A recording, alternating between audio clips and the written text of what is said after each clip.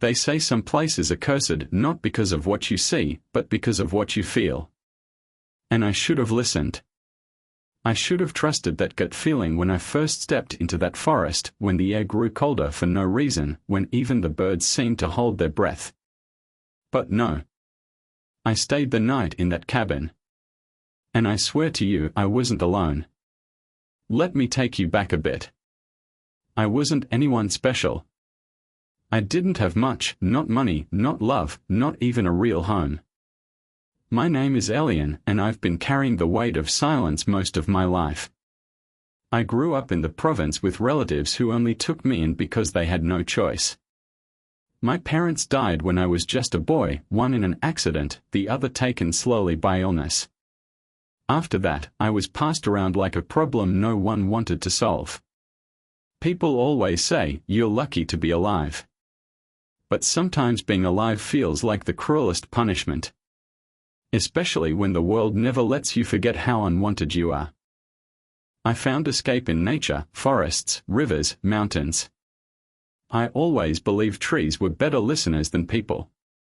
And so, when I heard about a secluded cabin deep inside the Bulong forest, I didn't hesitate. They said it was abandoned for decades, hidden beyond the old trails. Locals avoided it. Called it cursed. But to me, it was perfect, a place where no one could find me, judge me, or remind me of everything I lacked. My best friend JV, the only person who ever truly stood by me, offered to come. He was the kind of guy who brought laughter even into the darkest rooms.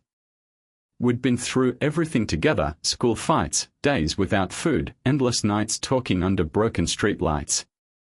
He didn't believe in ghosts, or curses, or anything he couldn't punch. One night in a haunted cabin. Sounds like fun, he said, grinning like it was a game. We packed light, just snacks, a flashlight, a few blankets, and our old cassette player that barely worked but still sang when you hit it just right. The hike took hours.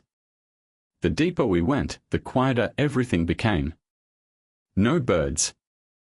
No insects. Just the sound of our feet crunching leaves and the occasional groan of old branches swaying above.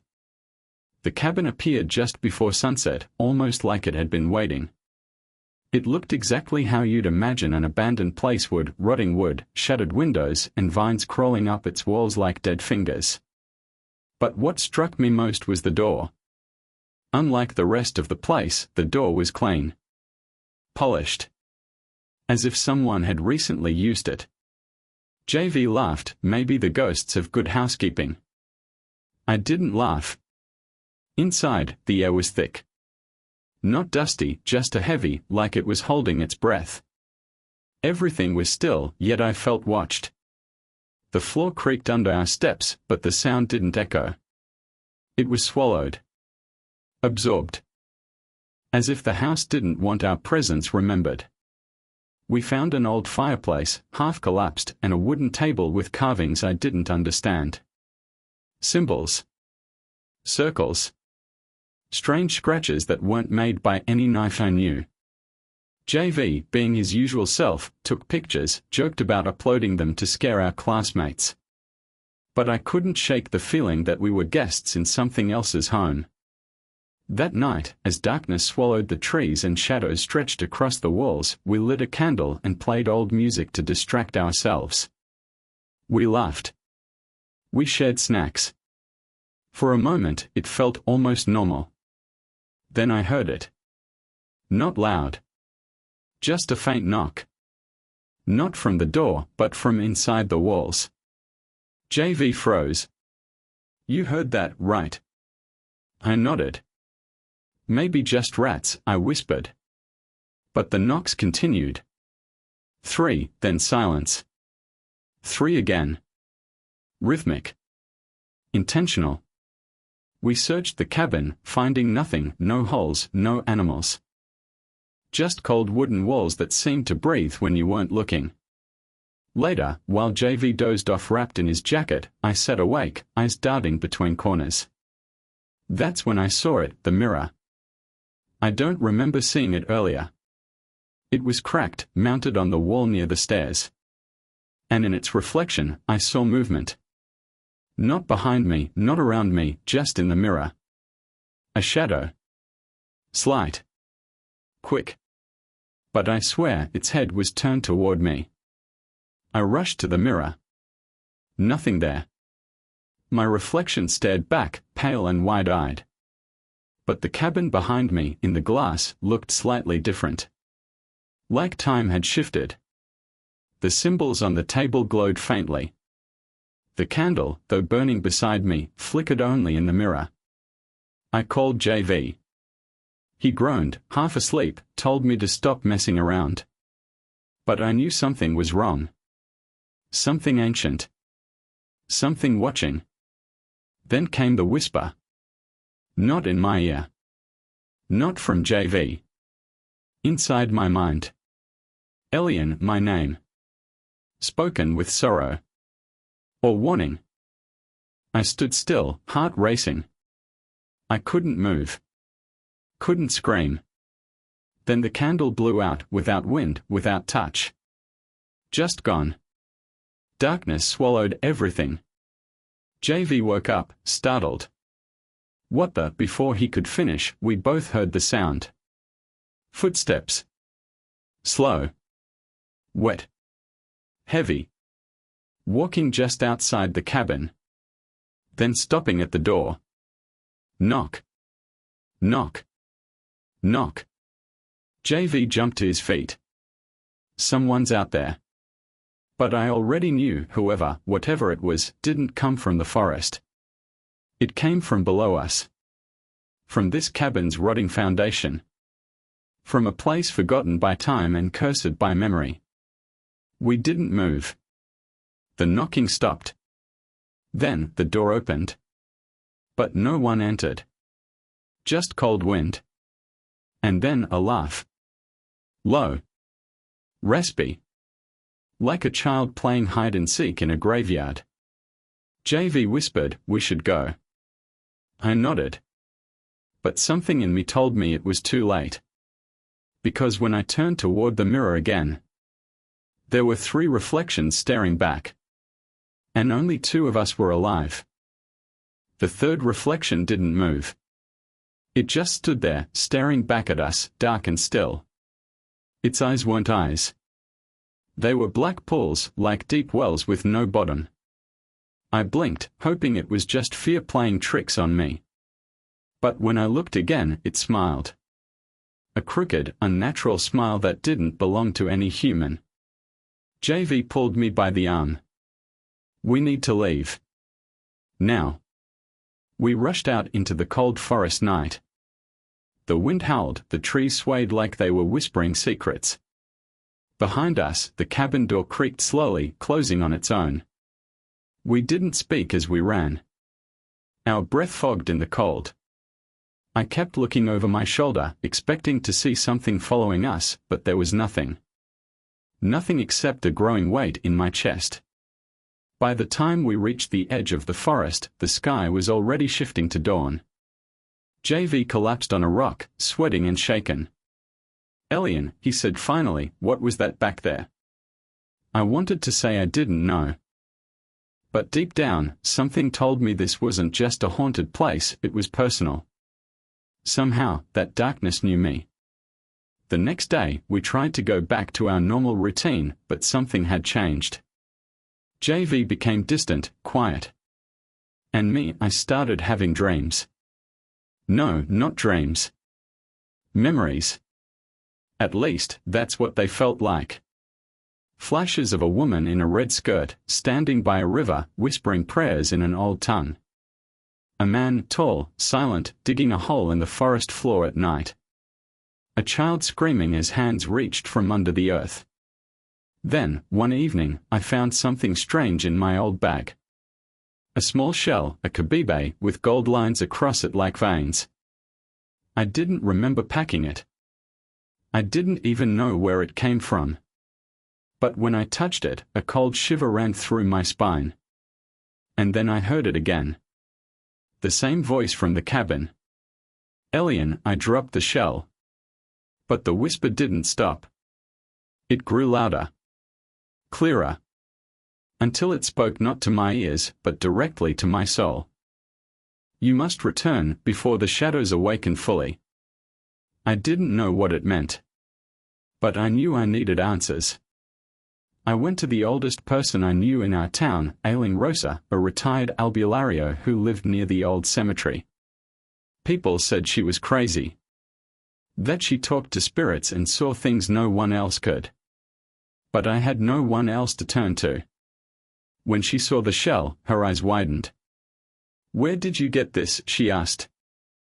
"I don't know," I replied honestly. "It just appeared." She nodded slowly, her hands trembling as she held it closer to her chest. "This is no ordinary shell, Elian.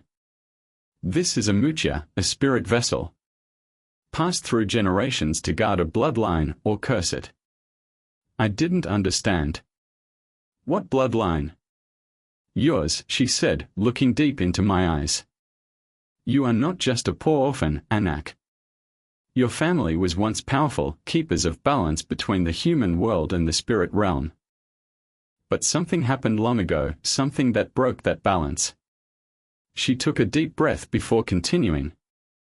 "Your grandmother was one of the last Bantu Ilupa, guardians of hidden portals. She made a pact to protect this world from the Aswang. But someone in your bloodline betrayed the pact, opened the way, and unleashed a curse upon your kin. That's why you're always surrounded by loss, why darkness follows you." I shook my head. "That's impossible. I'm just a normal guy." She placed the mucha into my palm. "No. You were never normal. The signs are clear: your dreams, your connection to the forest, the whispering of spirits. The Aswangs are awakening again, and they are hunting the last of the bloodline. You must decide, run or fight." That night, I couldn't sleep. I stared at the mucha for hours. It pulsed faintly in the moonlight, like it had a heartbeat of its own. The next day, I returned to the forest, not to the cabin, but deeper. Beyond where any trail led. I didn't know what I was looking for until I found him. Or maybe, he found me. He was crouched near a stream, half submerged. At first, I thought he was a man bathing. But when he turned, I saw his gills. His greenish skin. His eyes, wide and silver like fish scales. A shokoi. I froze. But he didn't attack. He simply watched me. "You carry the mucha," he said, his voice like flowing water. "So the time has come." I swallowed hard. Time for what? He walked closer, the water rippling softly with every step. "To learn what was forgotten. To awaken the strength inside you. The curse that haunts you will not stop. The Aswangs have already marked you." He reached into the stream and pulled out a small dagger, old, carved with the same symbols I saw on the cabin's table. "This was your grandfather's," he said. "A blade made from Janinchuang Budo, bones of a golden giant buried in the mountain. It can harm what is not of this world." He handed it to me, and as my fingers touched the blade, a flash of light surrounded us. I stumbled back, visions filling my mind again. This time I saw it clearly. My grandfather, younger, standing in a burning forest, holding the same dagger. He was bleeding. Chained. A woman with eyes like night hissed in front of him, an Aswang Raina. She spoke a curse, and the forest died. The Shokoi's voice pulled me back to the present. "They've waited years for you, Elian. You are the last protector. Whether you believe it or not, destiny has already chosen." I stared at the blade in my hand, heart pounding. It felt cold, yet alive. And for the first time in my life, I didn't feel weak. I felt needed. But I was also afraid. Can I even win against something like that? "You won't," the Shokoi said. "Not yet. That's why you must train. Learn the old ways. Master the power of your bloodline. Or they will take you and the world with you." Just then, the trees around us shifted. A low growl echoed from the distance. Not an animal. Not a man. But something in between. The Shokoi turned sharply. They found your scent. You must go, now. He placed his hand on my chest and muttered ancient words. The mucha in my pocket glowed. This will protect you once. Next time, you must protect yourself. As I ran through the forest, dagger clutched in hand, I felt the world around me change. The trees bent. The shadows followed. And from somewhere in the dark, I heard the laugh again. Not human. Not kind. Something is coming. And I don't think it wants me to survive the night. I ran through the forest with the mucha glowing faintly in my pocket and the dagger clutched tight in my hand. My breath came out in sharp bursts, fogging the cold night air. Behind me, I could hear the forest shifting, branches snapping, leaves rustling, but no clear footsteps. It was like something was stalking me, moving just out of sight. The laugh I heard before echoed again, low and chilling, and I felt a cold sweat break out on my skin. I wanted to scream, to stop and face whatever was behind me. But every step forward felt heavier, like the weight of 1,000 eyes was on my back. The truth settled in my chest like a stone, I couldn't run from this. Not anymore. The Shokoi's words kept playing in my mind. You are the last protector. Whether you believe it or not, destiny has already chosen. I clenched the dagger tighter. But how could destiny choose someone like me? A poor kid with nothing but pain and scars from a past I barely understood. I slowed down near a clearing, heart hammering. The moonlight spilled through the trees, illuminating the mucha's faint golden glow in my palm.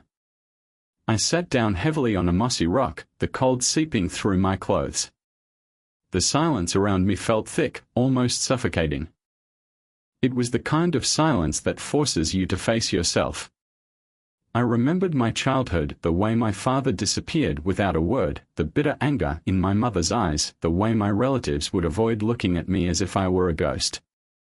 I was always the outsider, the one blamed for things I didn't understand. I thought they abandoned me because they didn't love me. But now, what if it was more than that? What if they were afraid? Afraid of the curse that followed our family, the same curse that was now hunting me. I pulled the mucha closer to my chest. It felt warm, like it was alive. Was this what kept me tied to a past I wanted to forget? Was this the reason I had to fight even when my heart screamed to give up? A sudden rustle snapped me back. From the shadows, a figure emerged, small, quick, almost like a child, but not quite human. Its eyes shone red in the dark, and it moved with an eerie silence. My hands shook as I raised the dagger, but before I could strike, the creature vanished into the trees with a chilling giggle. My skin crawled. It was a warning. They were close. The Aswangs weren't just myths or stories to scare children, they were real, and they were hunting me. That night, as I tried to rest, the mucha pulsed again in my pocket. A soft whisper filled the room, soft but urgent. Remember who you are, alien. The blood you carry is both a curse and a gift. Your family's past is tangled in betrayal, but also in hope. I didn't want to hear more. The idea of betrayal stung too deeply. But I couldn't ignore the truth I'd been hiding. My grandfather wasn't just a hero fighting evil, he was also a man who made enemies within his own bloodline. Maybe that was why my family had fractured, why no one spoke of the past. The curse wasn't just from outside, it came from within. JV found me the next morning, sitting silently by the river, staring at the water as if it could wash away the darkness inside me. Elian, you've changed, he said quietly. You look like you've seen something no one should see. I forced a weak smile. Maybe I have. He sat beside me, steady and calm, the only anchor I had left. Whatever's going on, we'll face it together. You don't have to do this alone. I wanted to believe him. But how could I risk dragging him into something so dangerous? The Aswangs were clever, They didn't just kill, they destroyed everything you loved first. My family had already paid that price. Would JV be next? Days passed and the encounters grew more frequent. Shadows flickered in the corners of my vision. Strange noises followed me like ghosts, soft footsteps, distant cries, the faint smell of rot and smoke. Each time, I felt the Aswangs closing in, testing me, waiting for me to falter. One night, the Mutia glowed brighter than ever before. I held it up to the moonlight, watching as the golden veins pulsed like living veins of light. The Shokoi's words echoed again, the Mutia will protect you once. Next time, you must protect yourself. That next time came faster than I expected. While I was walking home through a narrow alley, a shadow lunged at me from the darkness. I barely had time to raise the dagger. It sliced through the air, hitting something cold and slimy. The creature howled, a terrible sound filled with rage and pain. I didn't wait to see more. I ran. But the damage was done. I was no longer just a scared kid running from shadows. I was part of this war, whether I wanted to be or not. Back in the safety of JV's cramped room, I collapsed on the bed, shaking. JV watched me carefully. You fought back, he said, almost amazed. That's brave. I looked at the Mutia on the bedside table.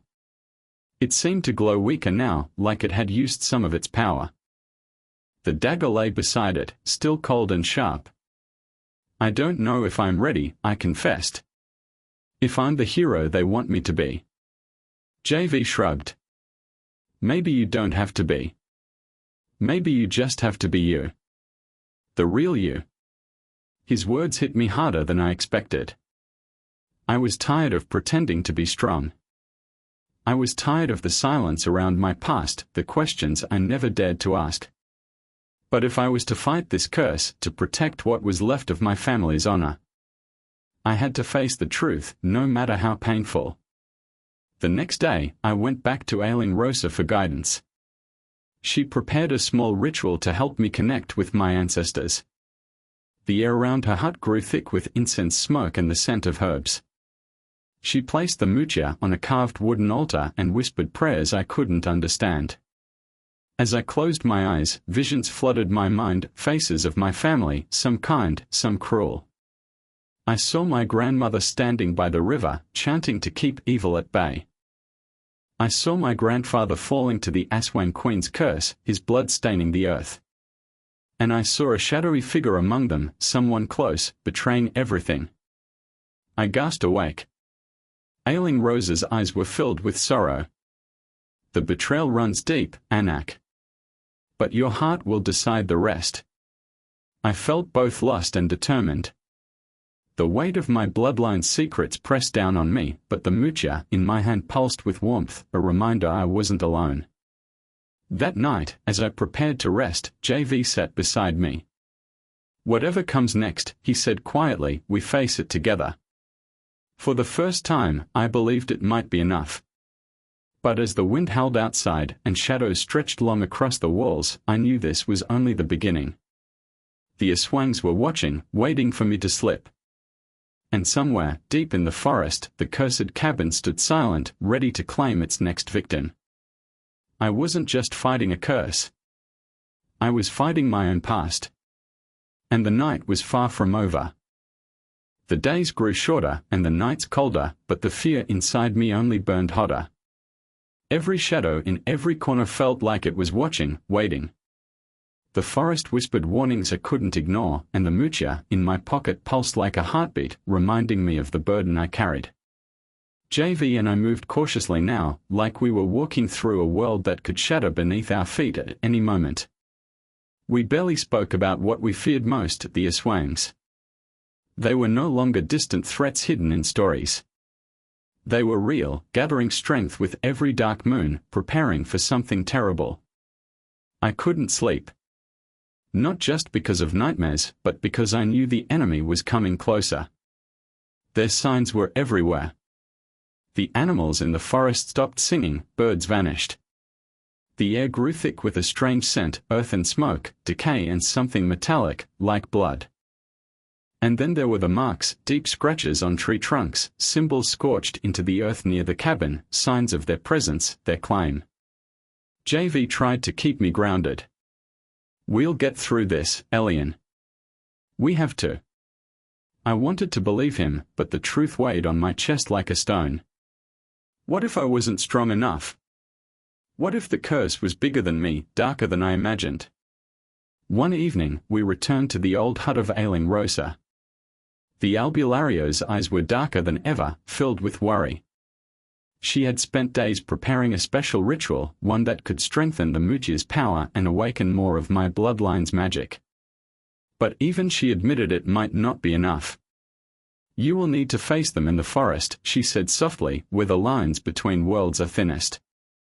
The Aswang Queen grows stronger. Her hunger is closer than ever. You must be ready not just with the blade and the Mujia, but with your heart." The words hit me hard. I was supposed to face a queen, an ancient, powerful creature who had cursed my family. The weight of that responsibility made my hands tremble. JV reached out and squeezed my shoulder. "You're not alone." I looked at him, trying to hold on to that hope. But every night, I felt the pressure tighten, like invisible chains pulling me toward a fate I didn't want. On the way home, the forest grew colder, darker.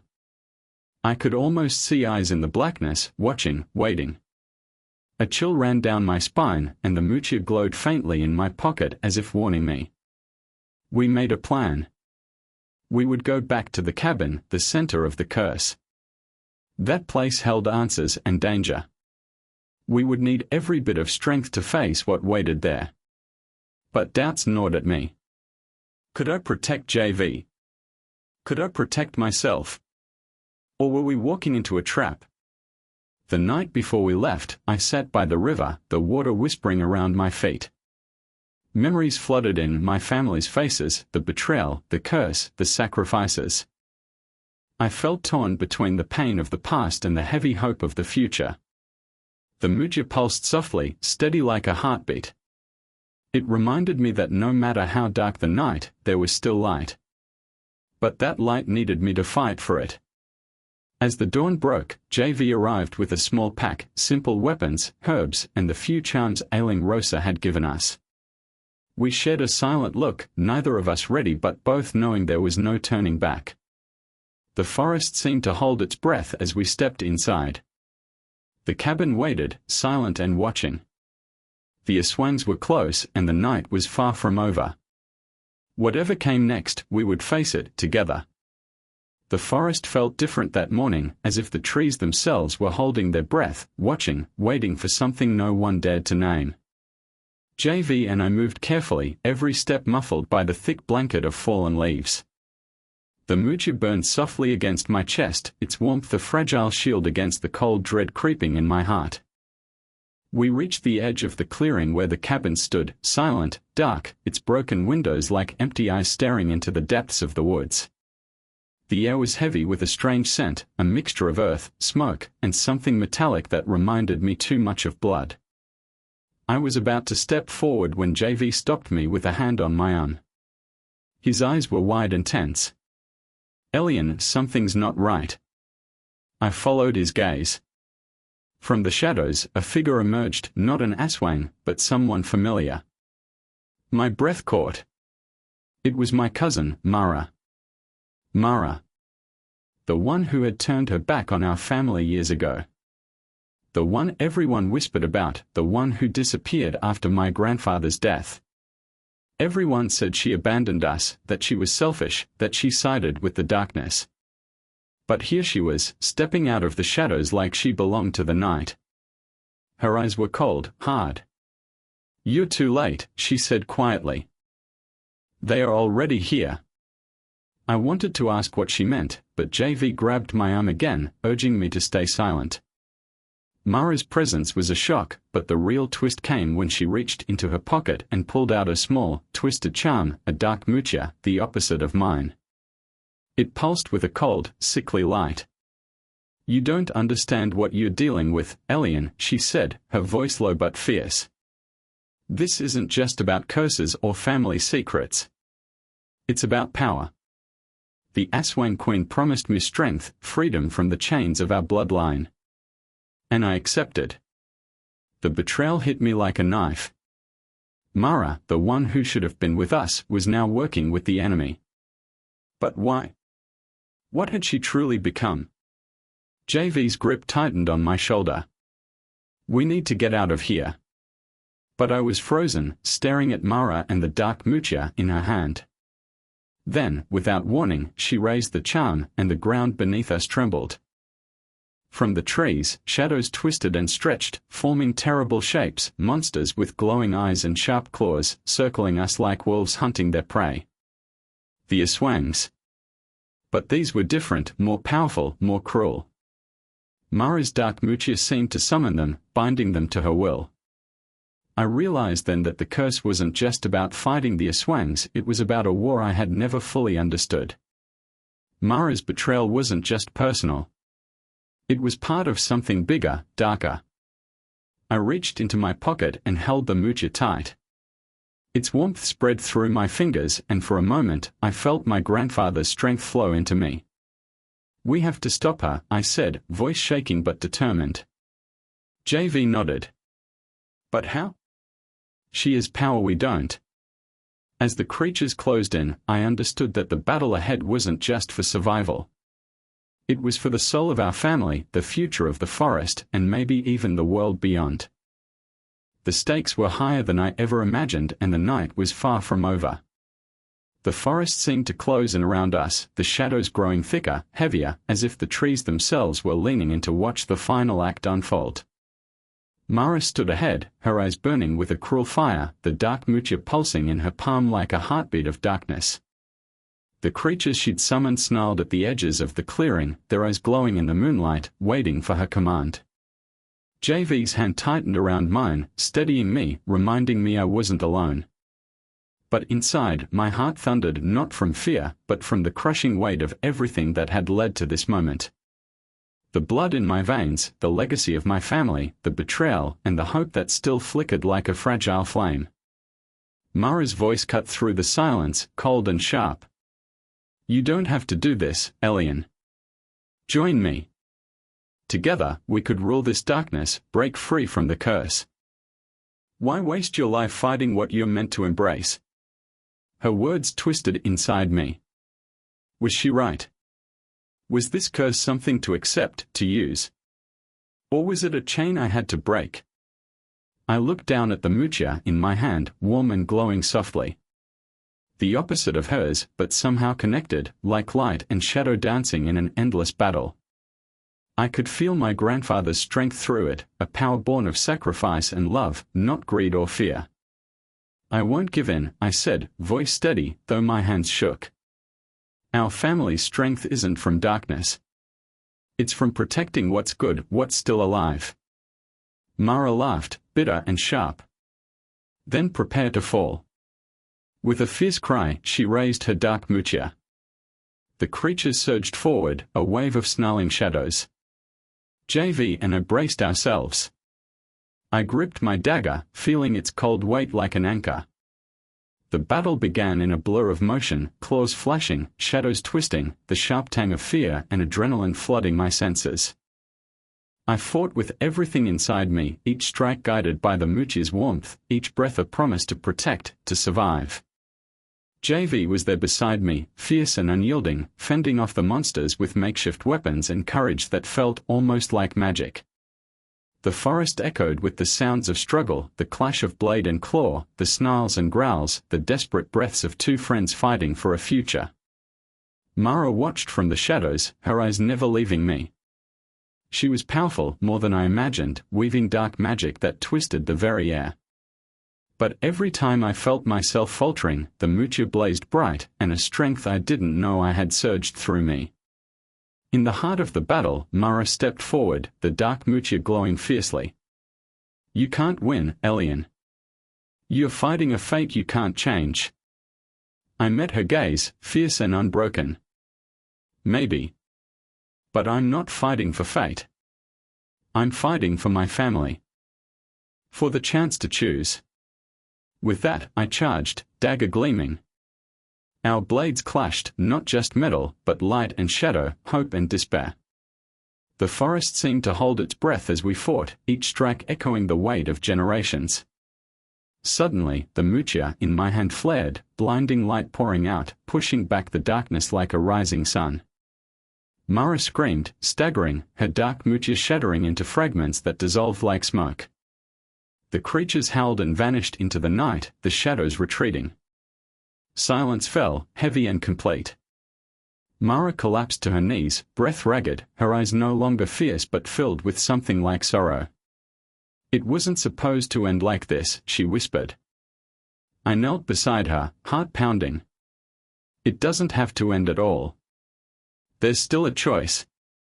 For a moment, it felt like the curse was broken, the forest breathed easier, the mucha's light pulsed steady and warm. JV came to my side, his face tired but relieved. But then, from the dark edge of the clearing, a new shadow emerged, larger, older, more terrifying than anything before. A figure wrapped in swirling mist, eyes glowing with cold fire. The real queen. Her voice was like a cold wind, cutting through the night. "You think this ends with her? The battle has only just begun." The forest seemed to shudder, the night deepening into something older and darker. My heart sank, but I knew one thing for certain, the fight was far from over. And whatever came next, I would face it, no longer alone, but with the strength of my past, my friend, and the light in my hand. The story wasn't finished. It was only just beginning. The chilling presence of the Aswang Queen lingered in the air, her shadow fading but her threat still very real. The forest was quiet now, but a quiet that held the weight of all that had happened and all that was yet to come. JV and I stood side by side, breathing hard, the warmth of the mucha still pulsing softly against my chest like a steady heartbeat. Mara lay still on the ground, her face pale but no longer twisted with anger or cruelty. I looked at her and felt a strange mix of sorrow and relief.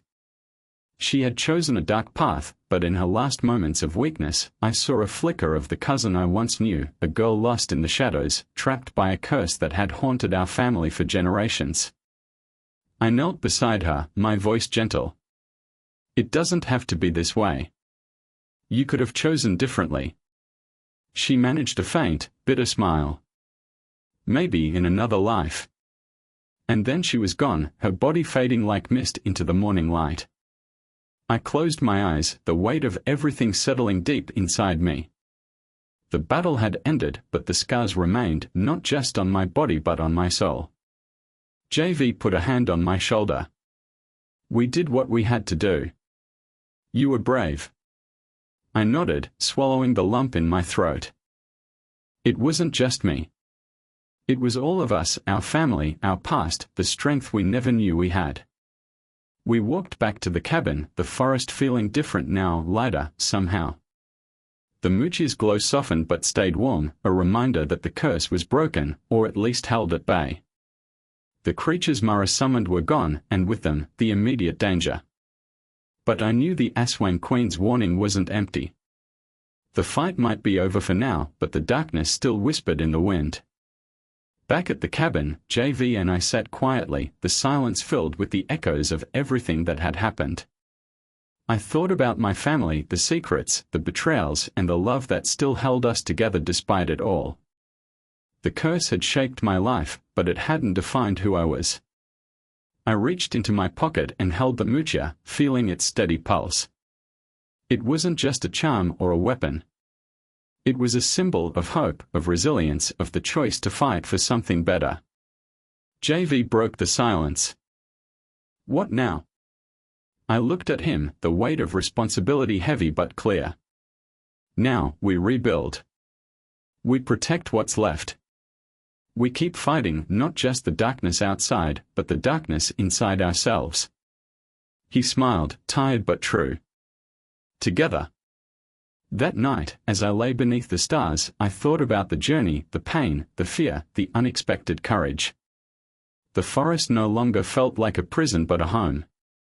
The shadows still whispered, but now I listened with open eyes and a steady heart. The mucha glowed softly beside me, a quiet promise that no matter how dark the night, there was always a dawn. And I was ready to face it.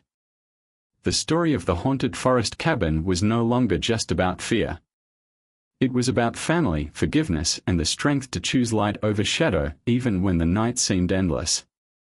As the first light of dawn touched the trees, I whispered a vow to the forest, to my family, and to myself. I would not run from the past, but walk through it, stronger, wiser, and unafraid.